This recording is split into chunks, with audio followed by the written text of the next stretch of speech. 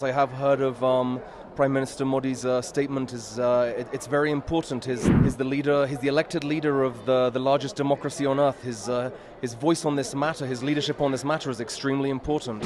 I'm very grateful that he would take this stance and he would just categorically condemn these actions. I was very surprised that the attack was very out of line with what they've done in the past with missile attacks. This was a direct attack on civilians. Usually they'd try and keep some sort of deniability and say that if they'd fire missiles indiscriminately, that they'll be able to say that they were attacking an occupier or an occupying state.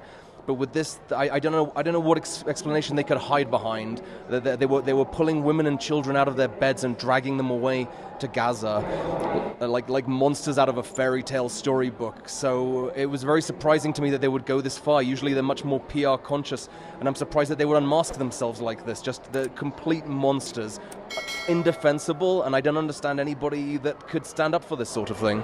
During this barbaric attack, many U.S. nationals have been killed. Do you think that the Hamas is targeting other nationals also except Israel?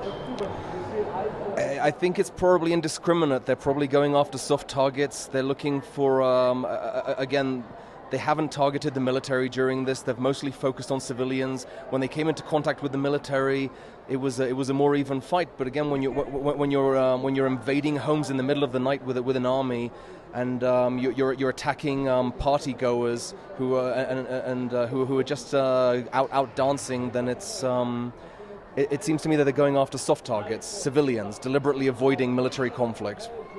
Indian Prime Minister Modi has condemned strongly this incident and spoken over phone with the Israeli Prime Minister. How you see the way the world leaders coming with the support of Israel? It's very important. I haven't gone over all world leaders' statements. I have heard of Prime Minister Modi's statement. It's very important. He's the elected leader of the largest democracy on earth.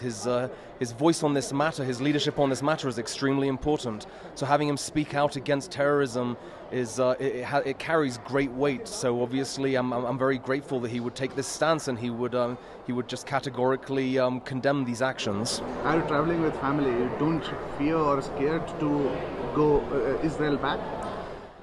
Traveling with my kids, obviously there's some concern about this because people that were killed right now they weren't soldiers. Usually I think they would go after older people like me, men, military age males, and instead what they were doing was going after people's grandmothers, women, children. So I'm concerned, but again, I've also served in the Israeli military. I'm aware of the capabilities, and I'm hoping that they'll take any lessons learned from what's happened now and apply it to provide a suitable defense strategy going forward. And I can only put my faith in them.